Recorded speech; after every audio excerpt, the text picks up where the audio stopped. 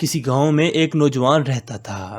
پڑھائی لکھائی جب ختم ہوئی تو والدین نے نوکری کے لیے دباؤ ڈالنا شروع کر دیا۔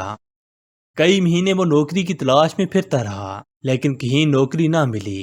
ایک دن تھک ہار کر خود سے بولا، رزق تو اللہ کی ذات نے دینا ہے۔ اب میں نوکری کی تلاش میں نہیں پھروں گا، بلکہ سکون سے زندگی گزاروں گا۔ اللہ کریم رازق ہے تو گھر بیٹھے ہی رزق دے گا۔ اسی سوچ کے ساتھ یہ جوان صبح کی سیر کے لیے نکلا۔ سیر کے بعد گاؤں کے قریب سے گزرنے والی نہر کے کنارے جا کر بیٹھ گیا۔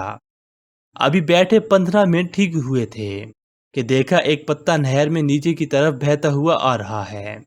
چھلانگ لگا کر پتا پکڑا تو یہ کیا دیکھتا ہے کہ پتے پر 2 نان اور ان پر حلوہ پڑا تھا۔ واہ خدایا، واقعی رزق تو کھانے والے تک خود پہنچتا ہے۔ حلوہ کھایا، بہت لذیذ تھا۔ پیٹ بھر کر واپس گھر آ گیا۔ ظہر کے بعد پھر نہر کنارے چلا گیا۔ ایک بار پھر حلوہ اور نان پتے پر آتے نظر آئے، اٹھائے اور کھا لیے۔ مغرب کی نماز کے بعد پھر نہر کنارے پر چلا گیا۔ اس بار بھی وہی ہوا۔ واہ، رات کے کھانے کا انتظام بھی ہو گیا۔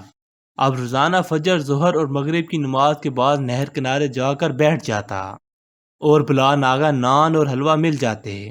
یہ سلسلہ کئی دنوں تک چلتا رہا۔ ایک دن خیال آیا کہ دیکھوں کہ اللہ تعالیٰ کس طرح یہ نان اور حلوہ بھجواتا ہے۔ اسی سوچ میں صبح کی نماز کے بعد نہر کی اوپری طرف چل پڑا۔ کچھ کلومیٹر ہی گیا ہوگا کہ دیکھا ایک بابا جی ہیں جو نان اور حلوہ لیے نہر کنارے بیٹھے ہیں۔ قریب جا کر دیکھا تو بابا جی نان کے اندر حلوہ رکھتے اور پھر اس گرم گرم حلوے سے اپنی ٹانگ پر نکلے ایک پھوڑے کو ٹکور کرتے، پھر ایک پتے پر نان اور حلوہ رکھ کر نہر میں بہا دیتے۔ جوان کا دل ایک دم خراب ہونا شروع ہو گیا۔ اب کائیاں آنے لگیں، کیا میں اتنے دنوں سے یہ حلوہ اور نان کھا رہا تھا؟ بابا جی سے پوچھا، یہ ماجرا کیا ہے؟ بابا جی بولے، کئی دنوں سے یہ پھوڑا نکلا ہوا تھا جس کی وجہ سے بہت تکلیف تھی۔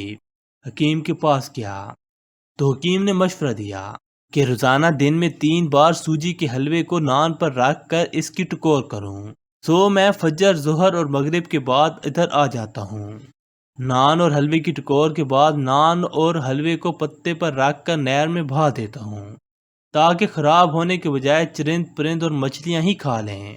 بے شک اللہ رازق ہے، رزق اللہ نے ہی دینا ہے۔